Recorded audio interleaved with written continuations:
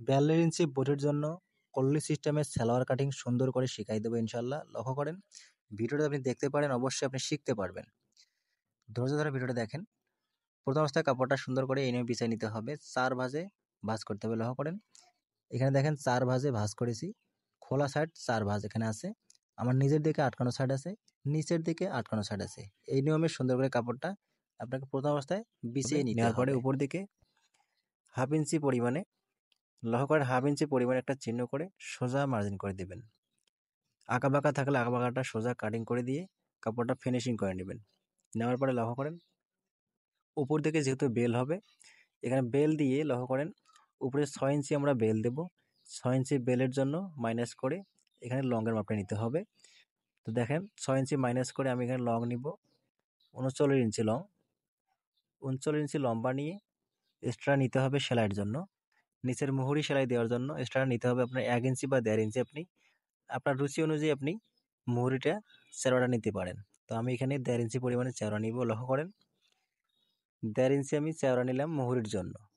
এখানে মুহুরি হবে 1.5 ইঞ্চি পরিমাণে। তো মুহুরির লুজটা হবে এখানে 12 ইঞ্চি। তো 12 ইঞ্চির অর্ধেক নিতে হবে 6 ইঞ্চি। এখানে 6 ইঞ্চি নিয়ে এক্সট্রা সেলাইয়ের জন্য 1 ইঞ্চি পরিমাণে আপনি নেবেন। এরপরে হাইটে নেব আমি 42 ইঞ্চি বডির জন্য 15 ইঞ্চি হাইট। লক্ষ্য করেন এখানে উপরে কোমর পট্টির জন্য 6 ইঞ্চি বাদ দিয়ে বেল যেতে হবে। এখানে বেলের জন্য 6 ইঞ্চি বাদ দিয়ে নিচে 15 ইঞ্চিতে চিহ্ন করতে হবে। এক্সট্রা কল্লি লাগানোর জন্য 2 ইঞ্চিতে আর একটা চিহ্ন করতে হবে। এখানে কল্লিটা হবে, কল্লি জয়েন করার জন্য এখানে 2 ইঞ্চি পরিমাণে নিচে একটা চিহ্ন করতে হবে, এই চিহ্নটা। লক্ষ্য করেন সুন্দর করে কল্লিটা কীভাবে কাটিং করতে হবে আমি শিখাই দিব। নিচের চিহ্ন থেকে পায়ের মুহুরি পর্যন্ত সুন্দর করে এই নিয়মে আপনাকে শেপটা মিলাই দিতে হবে। সুন্দর করে রাউন্ড করে শেপটা আপনি করে দিবেন। এক্সট্রা সেলাইয়ের জন্য 1/2 ইঞ্চি বা 1 ইঞ্চি পরিমাণে রেখে একটা চিহ্ন করে দিবেন।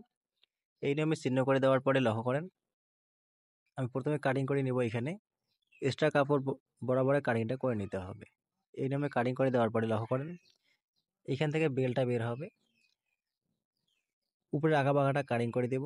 সুন্দর করে এই নিয়মে আপনি আঁকাবাঁকাটা কাটিং করে নেবেন, তাহলে খুব ফিনিশিং করে আপনি প্যান্টটা কাটিং করতে পারবেন। লক্ষ্য করেন উপরের বেলটা এখান থেকে হবে, এখান থেকে বেলটা 4 ভাঁজ কাপড় এখানে আছে। লক্ষ্য করেন 42 ইঞ্চি বডির জন্য এখানে বেল নিতে হবে 46 ইঞ্চি বেল নিতে হবে, 4 ইঞ্চি লুজ নেবেন।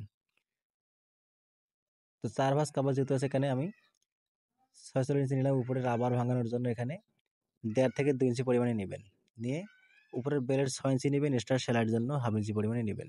এই বেলটা এখানে হবে। দেখেন 6 ইঞ্চি নিয়েছি, বরাবর এইভাবে 6 ইঞ্চি নিতে হবে, নিয়ে 1/2 ইঞ্চি পরিমাণে বেল জয়েন করার জন্য এক্সট্রা নিতে হবে সেলাইয়ের জন্য।